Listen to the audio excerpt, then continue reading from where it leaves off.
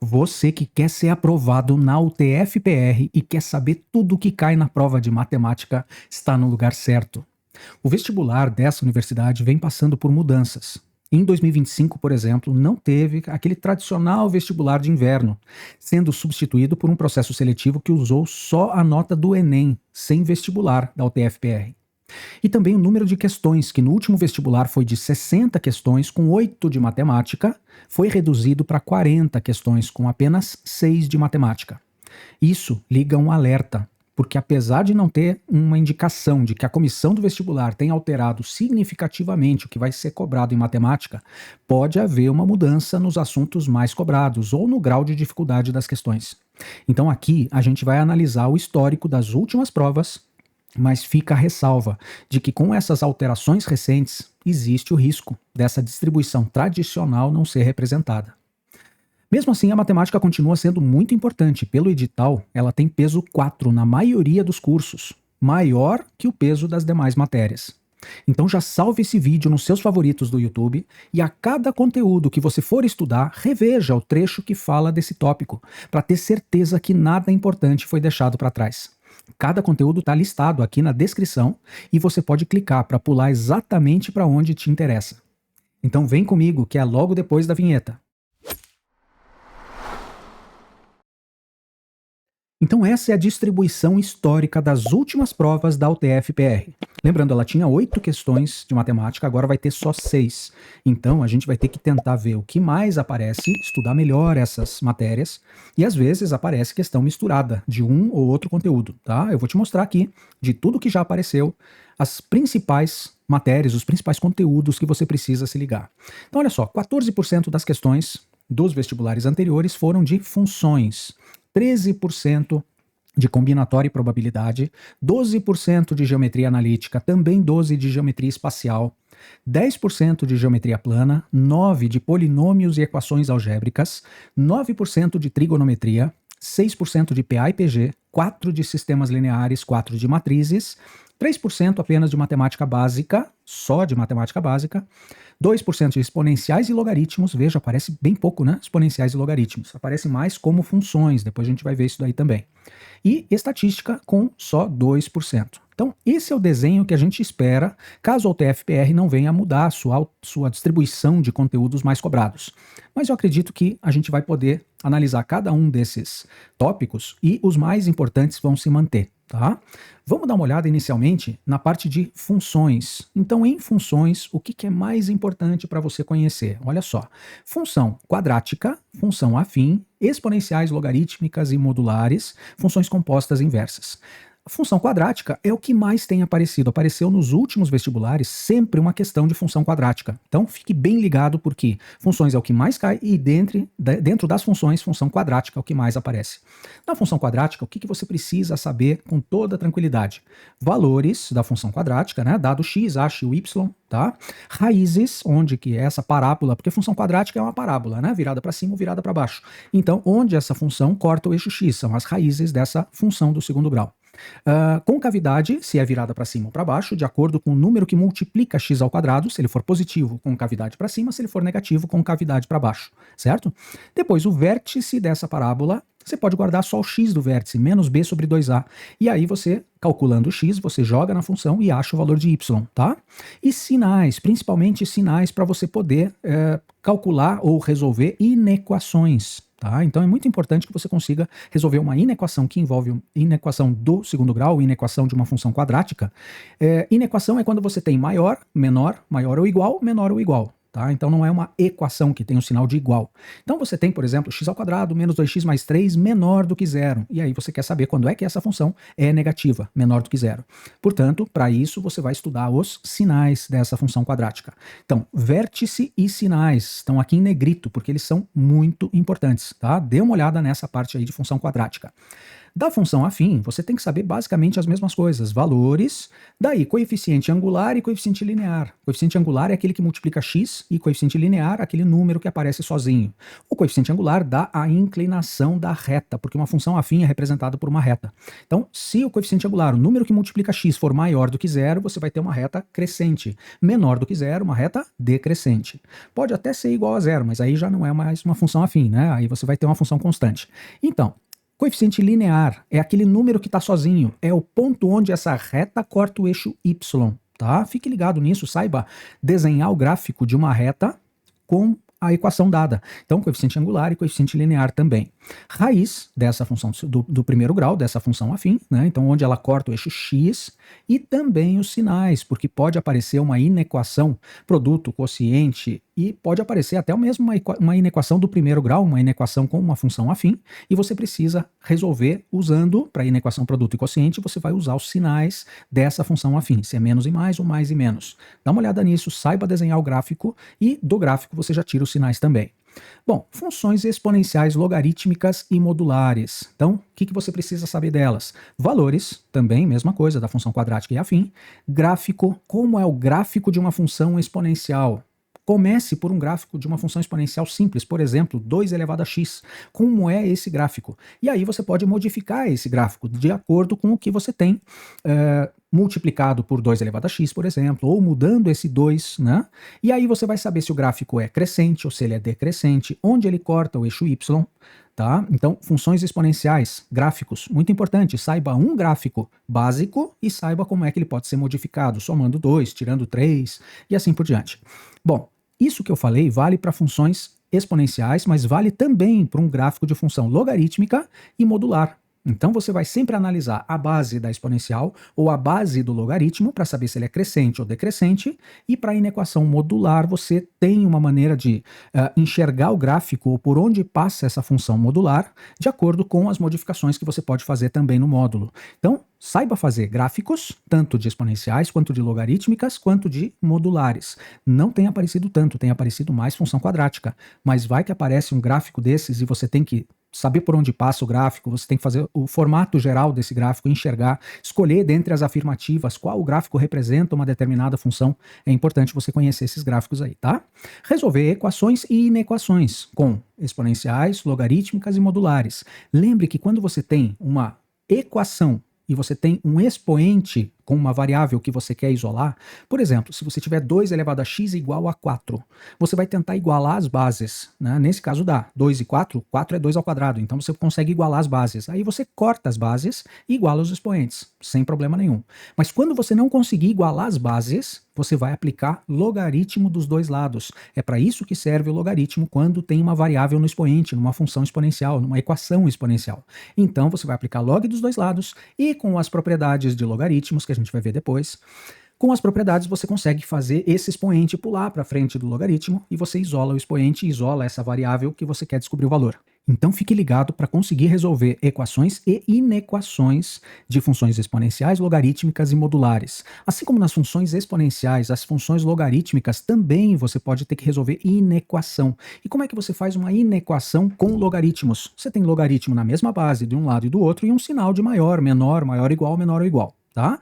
Sempre que você conseguir igualar esses logaritmos, tá? A base desses logaritmos, e você for cortar o logaritmo, quando você tiver uma inequação, quer dizer um sinal de maior, menor, maior igual, menor igual, a base é que vai determinar se você vai manter o sinal ou se você vai inverter o sinal. Então, se a base do logaritmo for um número entre 0 e 1, ao cortar os logs, você tem que inverter o sinal. Se for maior, vira menor, e assim por diante.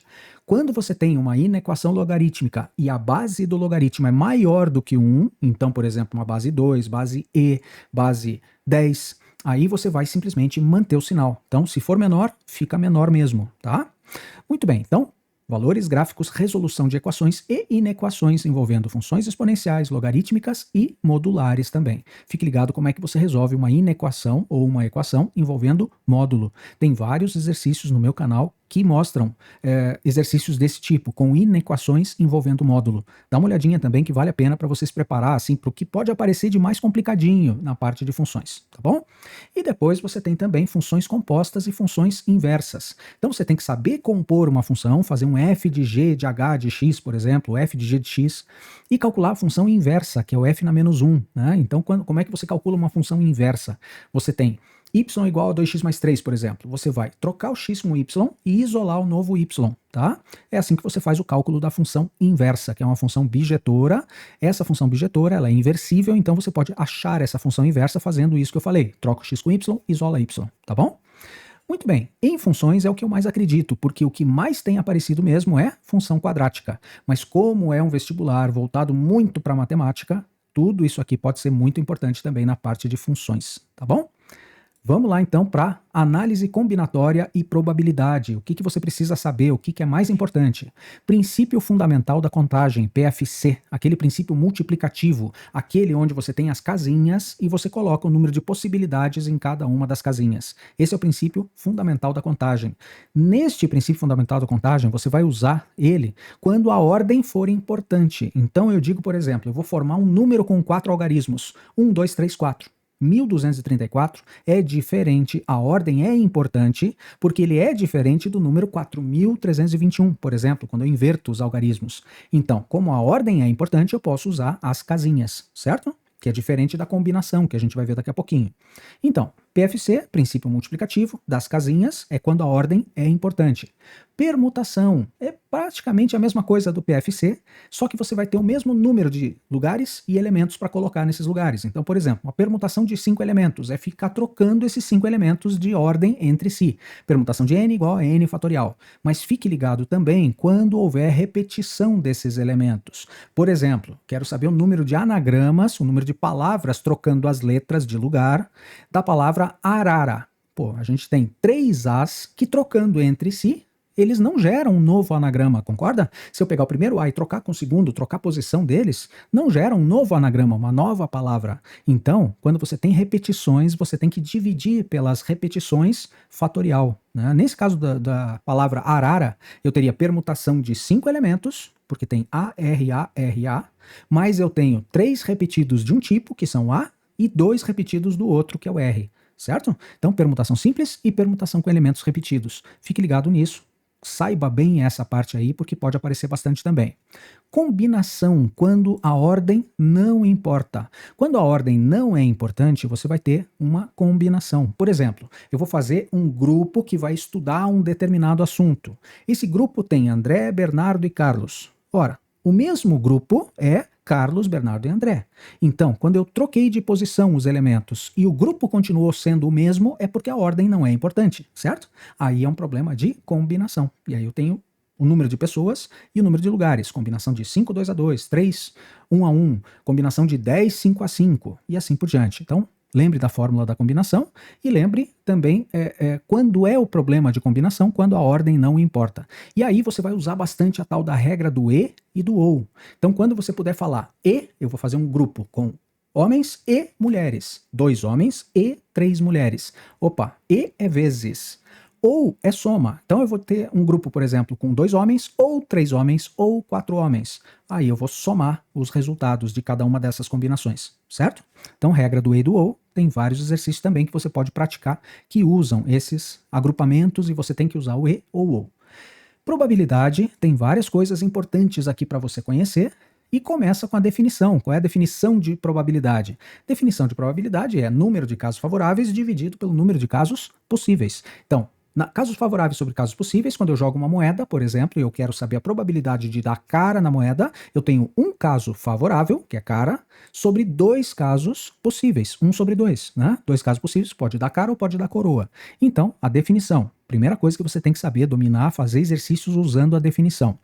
Eventos sucessivos, entra novamente na regra do e do ou. Então, a mesma coisa que aconteceu lá na combinação, pode ter na probabilidade.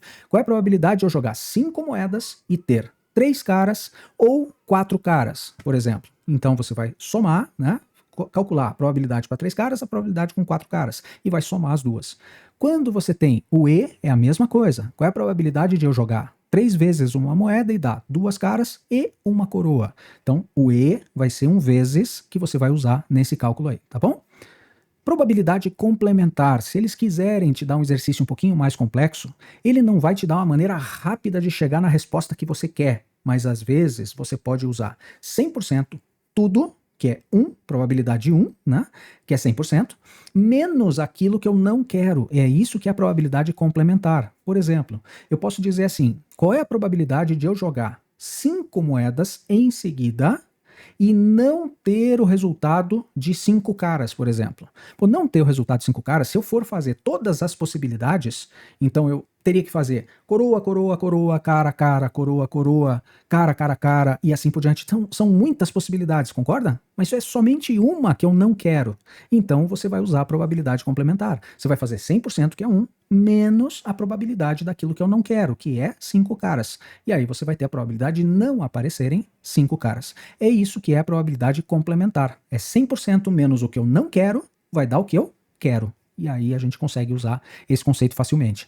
E probabilidade condicional também é um caso que pode aparecer, e se aparecer você tem que dominar. O que acontece? Probabilidade condicional é aquele tipo de problema que diz assim, dado que aconteceu alguma coisa, sabendo que alguma coisa aconteceu, se isso aqui aconteceu, então, quando ele fala isso, você vai reduzir os elementos do teu espaço amostral. Quer dizer, tudo que pode acontecer fica restrito só aquilo que ele falou que aconteceu.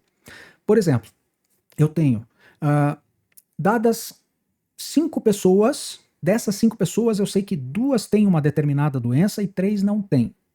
Aí ele vai pedir, por exemplo, ele dá uma outra característica e ele vai pedir, por exemplo, assim, sorteando uma pessoa dessas ao acaso, sabendo que a pessoa tem a doença, então calcule a probabilidade dela ser homem, ser mulher ou alguma coisa assim. Você vai reduzir o teu espaço amostral somente para aquelas, né? Ele falou, sabendo que é uma mulher, opa, já esquece os homens, joga fora os homens, e aí você vai ter somente nas mulheres o teu espaço amostral, quer dizer, número de casos favoráveis sobre possíveis, não é definição? O número de casos possíveis vai ser somente as mulheres, e aí você vai, dentre esse grupo de mulheres, o que aconteceu, o que você quer que aconteça, qual é o número de casos favoráveis. Então, quando ele fala assim, dado que alguma coisa aconteceu, sabendo que isso aconteceu, você reduz, joga fora tudo onde isso não aconteceu e fica trabalhando só onde isso aconteceu. Aí você vai buscar a probabilidade só ali dentro. Isso é reduzir o espaço amostral.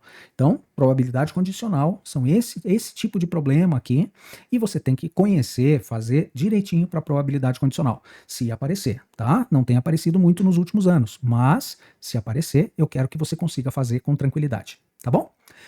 Muito bem, combinatória e probabilidade, 13% da tua prova é disso, né? Então a gente já trabalhou bastante com essa parte. Vamos dar uma olhada agora nos 12% de geometria analítica. O que é mais importante? O que mais você tem que saber de geometria analítica? Para geometria analítica, o que mais tem aparecido é distância entre 2 pontos, dados 2 pontos, qual é a distância entre eles, tá? A fórmula da distância, raiz quadrada de x2 menos x1 ao quadrado, mais y2 menos y1 ao quadrado. Então, saber calcular a distância entre 2 pontos dados. Saber fazer a área de polígonos, não precisa ser triângulo. Quando você tem 4 pontos, por exemplo, no plano, né? No plano cartesiano, qual é a área do quadrilátero que você obtém unindo esses 4 pontos? Então existe uma fórmula da área, eu quero que você treine para conseguir fazer direitinho a área de um polígono qualquer, pode ser triângulo também, tá? Bom, para retas, você tem que saber a mesma coisa que você já sabia lá na parte de funções que eu já falei para você, mas vai ter que saber agora também. Coeficiente para reta, né? Coeficiente angular, a inclinação da reta, coeficiente linear, reta que passa por 2 pontos. Então, dados os 2 pontos, como eu acho a equação da reta que passa por esses 2 pontos, como fazer a interseção entre duas retas, que é, na verdade, um sistema que você resolve com as duas equações das duas retas, condição de paralelismo e condição de perpendicularidade. Duas retas são paralelas quando o coeficiente angular das duas retas é igual. E duas retas são perpendiculares, elas se cortam fazendo 90 graus quando você multiplicar o coeficiente angular de uma e o coeficiente angular da outra e der menos 1. Então, condição de perpendicularidade. Distância de um ponto até uma reta. Dado o ponto, dada a equação de uma reta, como calcular a distância desse ponto até essa reta. Então tem uma fórmula de distância de ponto a reta, que salva muito para muitos exercícios. E o que mais tem aparecido, veja que o que está em negrito aqui é distância entre dois pontos, que é o que mais tem aparecido, e circunferência, também está em negrito, porque aparece bastante. Então vamos ver o que a gente precisa saber, não é muita coisa de circunferência não. Equação reduzida, equação geral e retas tangentes. Vamos lá. Quando você tem o centro e o raio de uma circunferência, como escrever a equação reduzida e a equação geral, dados o centro e o raio de uma circunferência? Escrever a equação reduzida e escrever a equação geral. Outra coisa, fazer o inverso. Quando você tem uma equação reduzida de circunferência, como achar o centro e achar o raio? Então, importante também. E na equação geral, principalmente, quando você tem uma equação grandona de circunferência, x² mais y² menos 3x menos 4y menos 12 igual a 0, por exemplo. Uma equação grandona, né, de circunferência. Como achar, olhando para essa equação, achar as coordenadas do centro e o raio dessa circunferência? Fundamental. Saber também trabalhar com retas tangentes a uma circunferência. Então, quando você tem uma circunferência e um ponto, por exemplo, calcule a equação das retas que tangenciam essa circunferência e passam por esse ponto. Pode ser uma questão importante. Outra coisa, quando você tem uma reta dada, a equação da reta e uma circunferência. Como saber se a reta é tangente à circunferência, se a reta é exterior à circunferência ou se a reta corta a circunferência em dois pontos? Então, também saber, normalmente você usa a distância de ponto à reta, que é esse tópico anterior aqui, para você saber se a reta é tangente ou não à circunferência. E também já apareceu, e eu gostaria de ressaltar para você, a interseção entre circunferências. Quando você tem uma equação de uma circunferência, uma equação de outra circunferência, ele pode pedir para você, calcule os pontos onde essas circunferências se encostam. Tá? Então pode ser nenhum ponto, se as duas não se encostarem, né? Pode ser um ponto se elas forem tangentes, ou internamente ou externamente, e pode ser dois pontos se as duas se cortarem em dois pontos mesmo, né? Então, como é que você faz a interseção dessas circunferências? Você vai fazer um sistema com as duas equações. Faça exercícios de teste, de treino disso, porque pode aparecer a interseção entre duas circunferências. Inclusive, nos anos anteriores já apareceu da UTF-PR mesmo, tá bom? Então vamos lá. Com geometria analítica, então, nesses 12% de questões de geometria analítica, é isso que a gente mais espera. Saiba fazer exercícios disso que eu mostrei para você. Agora, em geometria espacial, tem bastante matéria, né? Geometria espacial é bem ampla, mas o que mais tem aparecido é o quê? Cilindro, semelhança de sólidos e cone. Disparado, esses três são os mais cobrados nos vestibulares anteriores da UTF-PR. Vamos dar uma olhada em cilindro.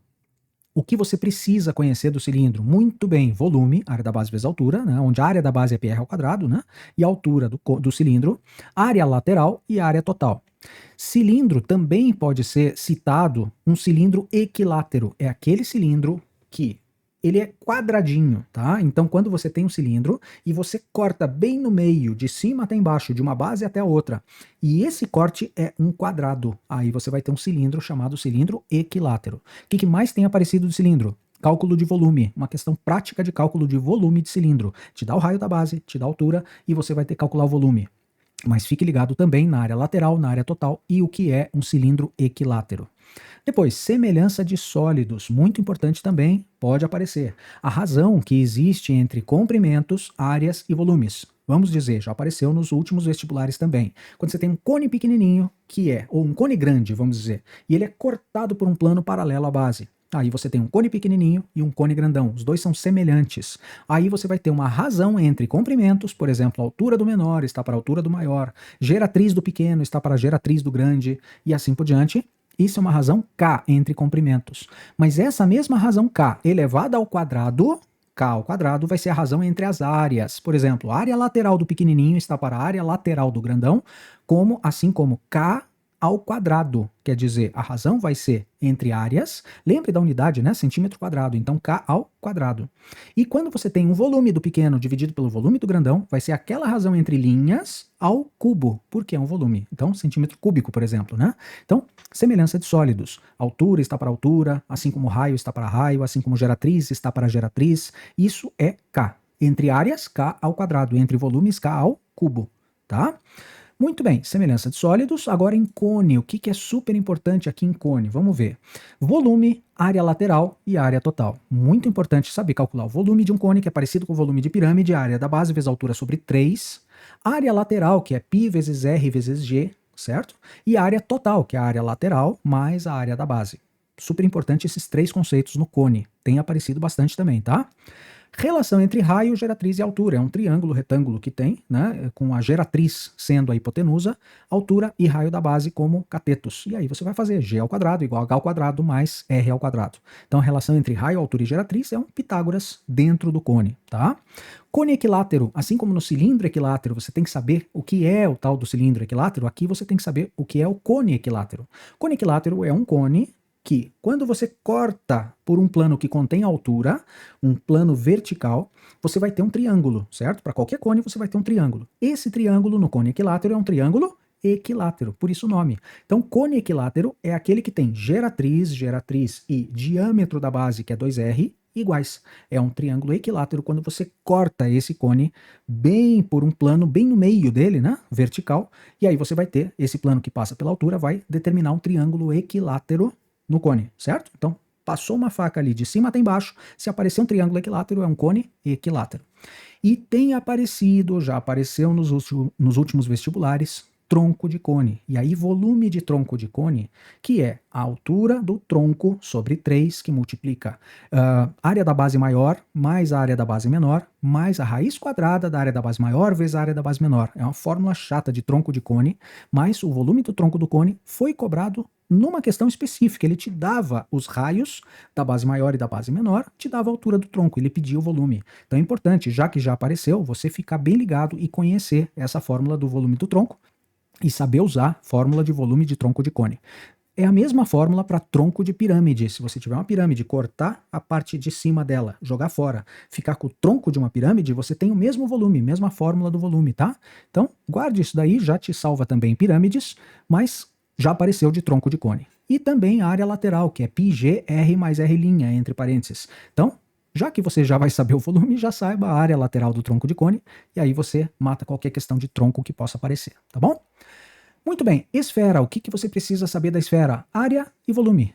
4πr ao quadrado é a área da esfera, 4/3 de πr ao cubo é o volume da esfera. Então, saber olhar para uma esfera, calcular o volume, calcular a área dela e, de repente, se você quiser dar uma avançada, você pode pensar em cortes na esfera, tá? E aí calcular, por exemplo, a área da seção desse corte, né? Mas não tem aparecido muito, não. Poliedros, você precisa saber dos poliedros. Relação de Euler, né? V mais F igual a A mais 2, relação de Euler. Relação entre as faces e arestas, tá? Aquele A igual a 3F3 mais 4F4 mais 5F5 e assim por diante dividido por 2. Relação entre faces e arestas é essa relação, tá? E também conhecer muito bem os poliedros regulares. Poliedros regulares que são o tetraedro regular, o hexaedro regular, octaedro regular, dodecaedro regular e icosaedro regular. Como são só 5 poliedros que são regulares, você precisa saber para cada um deles o número de faces, o número de vértices, o número de arestas de cada um desses 5 poliedros regulares. E também algumas relações lá dentro deles, mas não tem aparecido muito não. É mais pensando, contando o número de faces, arestas e vértices de cada um dos poliedros, tá? Muito bem, agora nas pirâmides é importante que você conheça o quê? Volume, área lateral e área total de qualquer pirâmide. Então, quando você tem uma pirâmide com base triangular, com base quadrangular, com base hexagonal, você tem que saber calcular volume dela, que é a área da base vezes a altura sobre 3, área lateral, que é a soma das áreas dos triângulos, que são as faces laterais, e a área total, que é a área lateral mais a área da base. Então, saber calcular para a pirâmide volume, área lateral e área total. E também os triângulos retângulos que aparecem dentro das pirâmides. Relação entre o raio da base, a aresta lateral e a altura da pirâmide. É um Pitágoras que tem. Quando você desenha, você percebe esse triângulo retângulo. E também entre o apótema da pirâmide, o apótema da base e a altura. É outro triângulo retângulo ali dentro da pirâmide. Fique ligado nesses dois triângulos retângulos que podem te ajudar bastante a, dado um elemento, calcular outro dentro da pirâmide, tá bom? Depois, prismas, o que você precisa saber, basicamente, mesma coisa de pirâmide, tá? Volume, área lateral e área total. Isso é o mais importante para qualquer prisma. Volume, área da base vezes a altura. Área lateral é a soma das áreas dos retângulos, quando o prisma é reto, né? E a área total é a área lateral mais a área das bases. Cubo, paralelepípedo, retângulo. Por incrível que pareça, não tem aparecido muito, por isso que eu deixei mais para o final. Mas se aparecer, o que você precisa saber fazer do cubo e do paralelepípedo retângulo? Tem que saber calcular a diagonal do cubo e do paralelepípedo retângulo, que às vezes é chamado de ortoedro também. Área total e volume. Então, sabendo isso, do cubo e do paralelepípedo retângulo, você já vai conseguir fazer tranquilamente esses exercícios, né? A não ser que apareça algum desenho dentro deles ali, e você tenha que achar um Pitágoras ali dentro, fazer alguma coisa que use o desenho dentro do cubo, por exemplo, né? Uma distância lá dentro que não seja uma diagonal. Depois, outras coisas que você pode ter que saber e que já apareceu e que quando aparece o pessoal se bate bastante. Sólidos um dentro do outro ou fora do outro. Então sólidos inscritos, sólidos que estão dentro de outros sólidos, e sólidos circunscritos, que estão fora de outros sólidos. Por exemplo, eu posso ter uma esfera com um cubo dentro da esfera, onde todos os vértices desse cubo estão apoiados na esfera, tá? Ou eu posso ter uma esfera dentro do cubo, tem um cubo grandão e uma bola lá dentro dessa caixa em forma de cubo, tá? Encostando nas paredes, né? Encostando nas faces, bem no meio de cada uma das faces.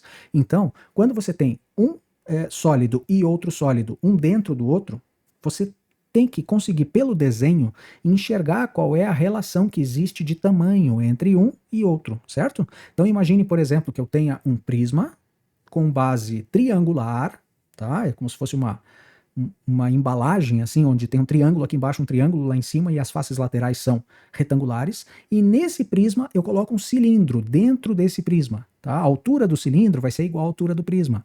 O raio da base do cilindro vai ser o raio de uma circunferência que encosta nas laterais do triângulo lá embaixo. Então, esse tipo de raciocínio, né? Olhando para uma figura ou fazendo a figura para sólidos inscritos e circunscritos. Eu estou apostando numa questão de sólidos inscritos e circunscritos aí, tá? Então dá uma olhada, tenta colocar uma figura dentro da outra, perceber quais são as relações entre comprimentos, tá? Entre uma figura e outra. Então, acredito que possa aparecer. Isso daí já faz um tempinho que não aparece, mas ele pode ser muito importante numa uma questão, por exemplo, dessas 6, mexendo com sólidos inscritos e circunscritos também, tá bom? Muito bem, agora que a gente já viu toda a geometria espacial, vamos dar uma olhada na geometria plana. Geometria plana tem bastante coisa importante também, que começa pelo cálculo de áreas. Então, o mais importante de geometria plana, o que mais tem aparecido é áreas e triângulo retângulo. Vamos dar uma olhada em cada uma delas ali e depois nos complementos que podem aparecer de plana também.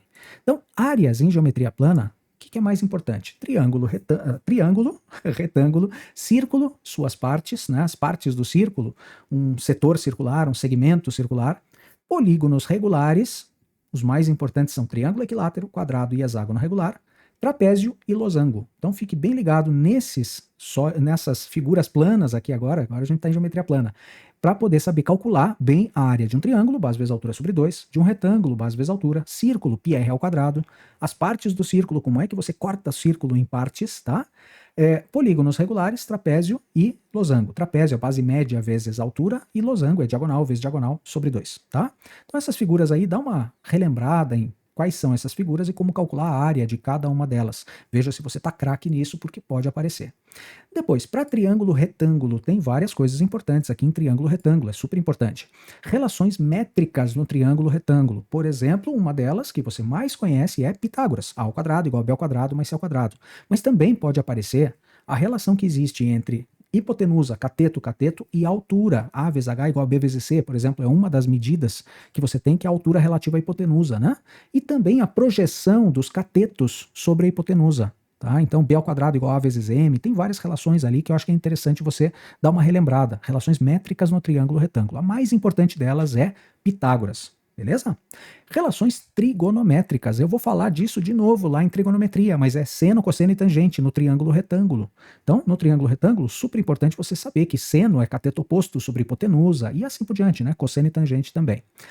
E a área do triângulo retângulo. Então, saber calcular a área como a base sendo a hipotenusa vezes a altura relativa à hipotenusa dividido por 2, ou então usar um cateto como base e um cateto como altura. Base vezes altura sobre 2, fica cateto vezes cateto dividido por 2. Então, no triângulo retângulo, saber essas duas maneiras de calcular a área dele.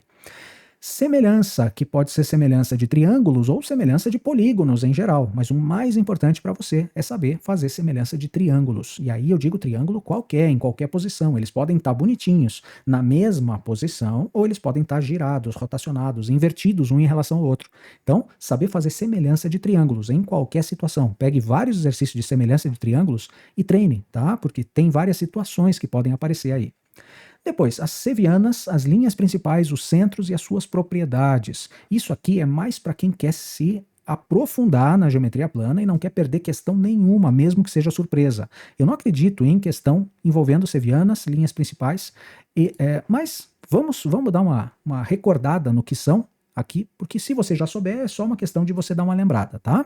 Então, sevianas são linhas que passam pelo vértice de um triângulo qualquer e vão até o lado oposto, de alguma forma, fazendo 90 graus ou no meio do outro ângulo. Então isso é seviana, tá? Você tem algumas linhas principais e algumas sevianas. Então vamos lá. Se você traçar as três alturas de um triângulo, essas três alturas vão sempre se encontrar num ponto que a gente chama de ortocentro. É o ponto de encontro das alturas, porque a altura faz sempre 90 graus, é um ângulo reto, né? Com o lado oposto. Orto quer dizer reto.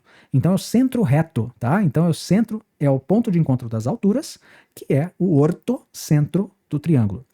Se você traçar as medianas, o que é mediana mesmo? Sai de um vértice e vai até o ponto médio do lado oposto, o meio do lado oposto.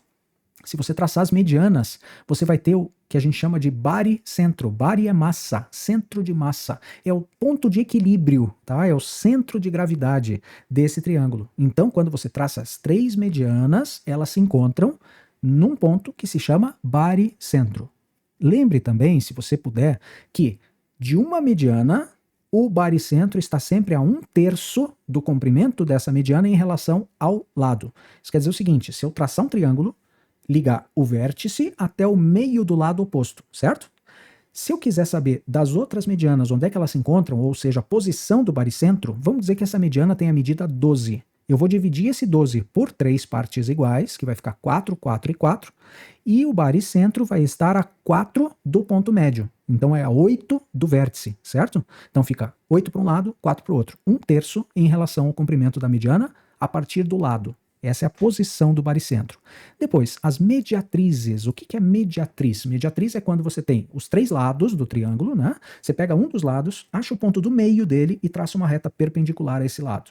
Isso é uma mediatriz. Se você traçar as três mediatrizes, elas vão se encontrar no circuncentro, que é o quê? É o centro da circunferência circunscrita ao triângulo. É o centro da circunferência que passa pelos vértices do triângulo. Então, o ponto de encontro das mediatrizes é o circuncentro. E o ponto de encontro das bissetrizes é o incentro. Ora, o incentro é o centro da circunferência inscrita, é o centro da circunferência que está dentro de um triângulo. Então, quando você tem um triângulo, a circunferência que encosta nos lados, nos três lados por dentro, é a circunferência inscrita. O centro dela é o ponto de encontro das bissetrizes. O que é bissetriz mesmo? É quando você tem o ângulo do triângulo ali, você divide o ângulo exatamente em duas partes iguais. Se for um ângulo de 30, vai ficar 15 para um lado, 15 para o outro. Esse segmento aqui que fica no meio, então essa semi-reta, né, que sai do vértice e vai dividindo esse ângulo ao meio, se chama bissetriz. Traçou as três bissetrizes, você tem o incentro, centro da circunferência inscrita. E aí existe um teorema das bissetrizes internas, eu peço que você dê uma procuradinha, né? A está para B, assim como uma projeção está para outra. Teorema das bissetrizes internas, é só se você quiser se aprofundar mesmo, se você quiser matar qualquer questão de geometria plana aí que venha aparecer, tá?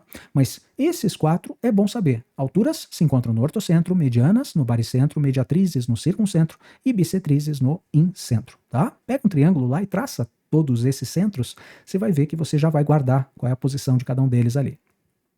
Muito bem, com isso a gente fecha agora a geometria plana com duas coisas que não têm aparecido muito, mas que são importantes na geometria. Então, vai que aparece, eu quero que você saiba bem. Circunferência, comprimento da circunferência, que é 2πr, né? Área da circunferência, que é πr ao quadrado, ângulos na circunferência, principalmente ângulo inscrito e ângulo central, ângulos na circunferência.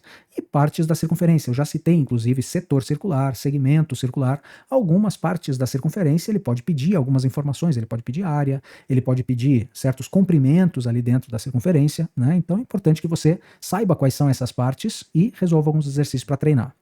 E também de polígonos regulares, quais são os mais importantes? Olha lá, triângulo equilátero, quadrado e hexágono regular. Esses são os três mais importantes de todos. Então, quando você tem triângulo equilátero, quadrado e hexágono regular, o que você precisa saber de cada um deles? Saber calcular a área de cada um deles, tá? A área do triângulo equilátero, a área do quadrado e a área do hexágono regular. como fazer para calcular essa área. E calcular principais linhas de cada um deles. Então, do triângulo equilátero é a altura. Como eu tenho um triângulo equilátero, por exemplo, de lado 6, como é que eu calculo a altura desse triângulo equilátero? Você pode fazer um Pitágoras ali dentro, ou você pode lembrar que é L raiz de 3 sobre 2. Tá? Lado, raiz de 3 sobre 2 vai dar a altura do triângulo equilátero. Mesma coisa para o quadrado, você vai ter a diagonal como a principal linha, e do hexágono regular, lembrar que você pode dividir ele usando as diagonais em 6 triângulos equiláteros. E aí você trabalha com triângulo equilátero e não com hexágono regular. Fica mais fácil, você divide ele em 6 triângulos e mexe com os triângulos apenas, tá bom? Muito bem, então isso é geometria plana, é bastante coisa mesmo, né? Mas vamos lá, geometria plana, 10% das questões, quer dizer, espere ali uma questão de geometria plana no teu vestibular da UTF-PR. Agora vamos para polinômios e equações algébricas. O que é mais importante desses 9% que a gente espera aqui de polinômios e equações algébricas? O que você precisa saber? Polinômios e equações algébricas, é importante que você saiba as relações de Girard. Relações de Girard são aquelas relações entre os coeficientes e as raízes, tá? Então, quando você tem a soma das raízes, quando você tem o produto das raízes, ou vai agrupando as raízes 2 a 2, 3 a 3 e assim por diante. Então, dá uma olhada em relações de Girard, eu tenho um vídeo só de relações de Girard no meu canal. Vale a pena você saber. Outra coisa que tem aparecido, e essas duas então são muito importantes, Girard e teorema do resto. Teorema do resto de D'Alembert diz que quando você divide um polinômio p de x por x menos a, o resto é p de a. Então, dá uma olhada nesse teorema do resto aí, porque ele resolve muitas questões onde ele te dá o resto da divisão de um polinômio que foi dado por um x menos alguma coisa. E aí você consegue descobrir alguma coisa desse polinômio, tá? Teorema do resto de D'Alembert. Eu também tenho vários vídeos no canal resolvendo usando o teorema do resto, inclusive das provas anteriores da UTF-PR. Teorema do resto, super importante para essa prova que você vai fazer, tá? Depois também, divisão de polinômios, tá? Então, pelo método da chave e por Ruffini. Dá uma olhada também nesses dois métodos para divisão de polinômios e também para extrair raízes, né? Normalmente raízes racionais que você vai tirar usando o método da chave e usando o Ruffini. Então, divisão de polinômios e quais são as prováveis raízes racionais e retirar essas raízes de um polinômio usando chave e Ruffini, tá? Isso que é o mais importante de polinômios e equações algébricas para você saber para a tua prova da UTF-PR. Depois, vamos finalizando aqui, vamos para a parte da esquerda agora com trigonometria. O que é mais importante em trigonometria? Vamos dar uma olhada nesses conceitos aqui, ó. Seno, cosseno e tangente no triângulo retângulo. Lembra que eu falei? Cateto oposto sobre hipotenusa, que é o seno, cateto adjacente sobre hipotenusa, que é o cosseno, e tangente, que é cateto oposto sobre cateto adjacente. Então, no triângulo retângulo, super importante, é o que mais tem aparecido, por incrível que pareça. A UTF-PR, ela não tem cobrado muito a parte mais avançada da trigonometria, tá? Que está aqui embaixo, é o que você pode ter que fazer na trigonometria. Mas o que mais tem aparecido é seno, cosseno e tangente num triângulo retângulo, tá bom? Bom, além disso, o que pode ser cobrado não tem aparecido tanto, mas pode. Funções trigonométricas, né? Seno, cosseno, tangente, secante, cossecante, cotangente, saber o gráfico dessas funções, saber os sinais dessas funções em cada um dos quadrantes, no primeiro, segundo, terceiro e quarto quadrantes, e os valores notáveis dessas funções nas interseções dos quadrantes. Então, em 0 graus, em 90 graus, 180 graus, 270 e 360, que em radianos é 0, π sobre 2, π, 3π sobre 2 e 2π radianos. Então, funções trigonométricas, os sinais dessas funções e os valores nas extremidades dos quadrantes. Depois, os gráficos e suas modificações. Então, você tem, por exemplo, um gráfico de y igual a seno x, né? Seno de x, você tem um gráfico do seno, normal. Mas e se for o seno de 2x? O que acontece com esse gráfico? O que acontece com 2 vezes seno x? Então, o gráfico estica 2 vezes na vertical. Então, as modificações que você pode fazer num gráfico, jogando ele para a direita, para a esquerda, para cima, para baixo, ampliando ou reduzindo, né? Espremendo num sentido ou no outro. As modificações dos gráficos de seno, cosseno e tangente, principalmente essas três aí. Relações fundamentais, que a principal é seno ao quadrado mais cosseno ao quadrado igual a 1. Essa daí você conhece muito bem, por já ter usado em vários testes, né? Mas as outras também, tangente, que é seno sobre cosseno, cotangente é cosseno sobre seno, as 8 relações fundamentais são muito importantes na trigonometria, né? Dado o seno e dado o seno de um valor, por exemplo, seno de um arco, né? E o quadrante onde está esse arco, eu posso ter que achar a tangente, ou eu posso ter que achar o cosseno, ou eu posso ter que achar a cossecante, tá? Então é importante que você saiba essas relações fundamentais para, dada uma função e o quadrante, saber achar outra função trigonométrica, tá bom? Arco duplo e soma de arcos é aquele seno de A mais B ou seno de 2A, tá? Seno, cosseno e tangente de A mais B e de 2A. Ou de A menos B também, né? Quando você tem soma ou subtração de arcos. É importante você conhecer essas relações também. E lei dos senos e lei dos cossenos. As duas, quando aparece, é só por ali que você consegue resolver. Então dá uma olhada no que é a tal da lei dos senos, né? A sobre seno A igual a B sobre seno B, que é igual a C sobre seno C, que é igual a 2R. E a lei dos cossenos, que é A ao quadrado igual a B ao quadrado, mais C ao quadrado, menos 2BC cosseno A. Isso, quando aparece algum exercício desse tipo, o pessoal fica meio, puxa, como é que eu faço um exercício como esse, né? Normalmente, lei dos senos e lei dos cossenos, o pessoal se bate bastante. Então treine um pouco para você ter completa tranquilidade nesse tipo de exercício.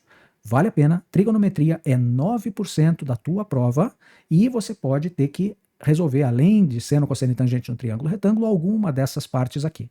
Como a maioria dos vestibulares cobra isso, né? Então já estude para o TFPR também. Mas o mais importante está aqui em cima, é o que mais tem aparecido, tá bom? Muito bem, trigonometria foi PA e PG. Basicamente, o que você precisa saber em PA e PG é razão, saber calcular a razão de uma PA ou de uma PG, termo geral da PA, termo geral da PG, para você achar um termo lá na frente, por exemplo, o A45 de uma PA, por exemplo, sem ter que ficar escrevendo todos eles, né? E saber fazer a soma dos termos, tanto na PA, que é mais fácil, A1 mais AN vezes N sobre 2, e na PG, que você tem duas fórmulas ali, eu gosto mais daquela ANQ menos A1 sobre Q menos 1, a soma dos termos da PG, tá? Então, você sabe calcular a soma dos 15 primeiros termos, a soma dos 200 termos de uma PG ou de uma PA. Então, razão, termo geral e soma.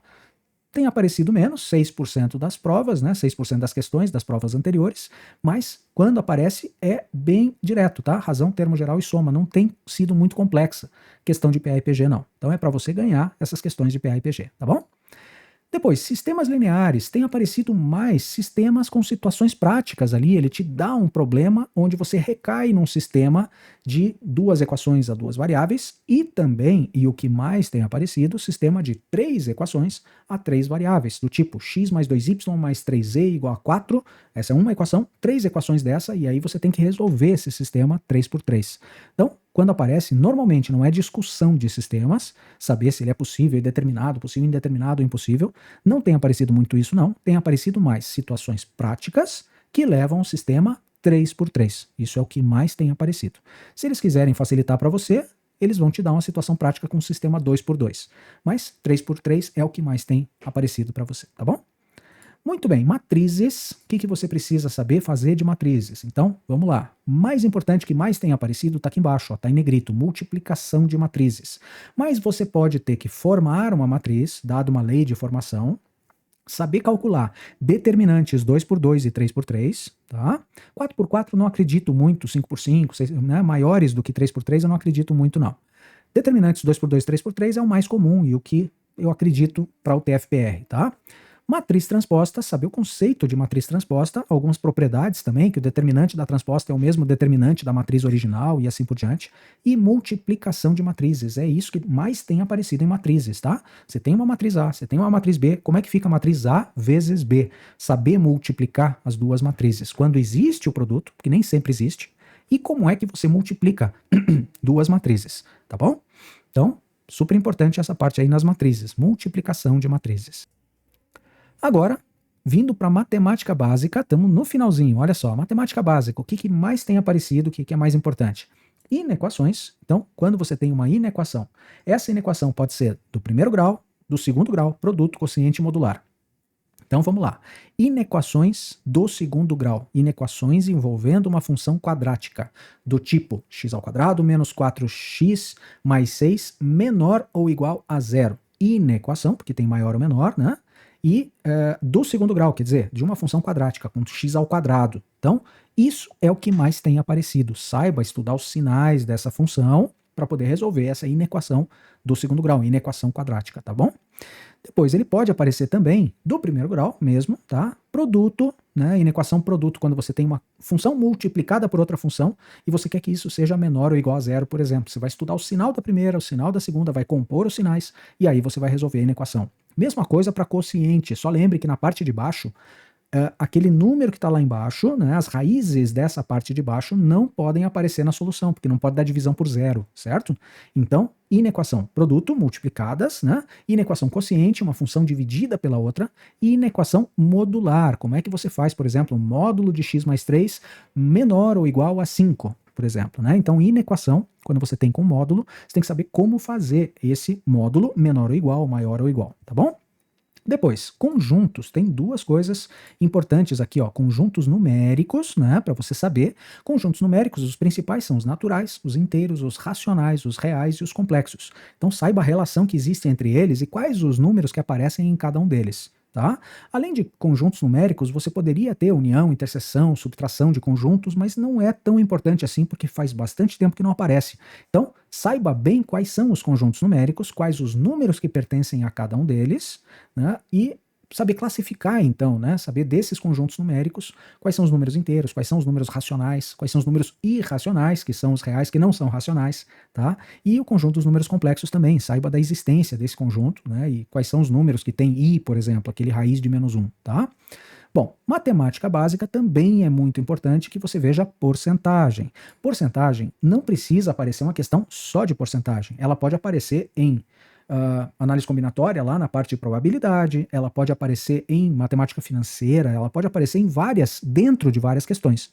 Mas quando você tem, então, porcentagem, conjuntos numéricos, não tem nada a ver isso aqui. Quando você tem, então, porcentagem, o que é mais importante? Cálculo, aumentos e reduções. Então, se você tiver uma questão envolvendo porcentagem, você tem que calcular a porcentagem, né? Por exemplo, quanto é 45% de 230? Calcular um valor em porcentagem. Legal. Saber calcular quanto é que fica um valor que sofreu um aumento em porcentagem, né? Um determinado produto sofreu um aumento de 15%. O preço dele era tanto, quanto é que vai ficar? E uma redução também, um desconto, né? Um produto custa tanto e daí ele sofreu 12% de desconto. Quanto é que vai ser o novo preço? Então, porcentagem, cálculo de porcentagem, aumentos e reduções em porcentagem também, tá? Muito bem, isso é o que mais tem aparecido aí de matemática básica. Principalmente, o que eu diria assim que você tem que tomar todo cuidado e saber muito bem.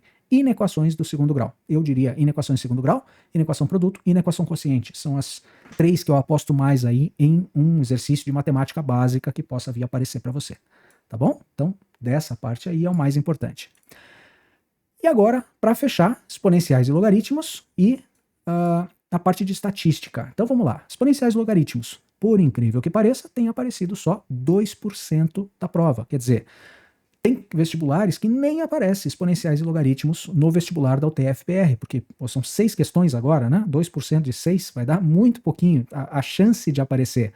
Mas se aparecer exponenciais e logaritmos, né? Como não tem aparecido muito, acredito até que eles venham a cobrar na sequência aí, tá? Então vamos lá. Exponenciais e logaritmos. O que você precisa saber? Definição, quer dizer, usar a definição para calcular um valor de um logaritmo, tá? A base elevado ao resultado do logaritmo é igual ao que está dentro do logaritmo, né? Então, usar a definição para cálculo de logaritmos, tá?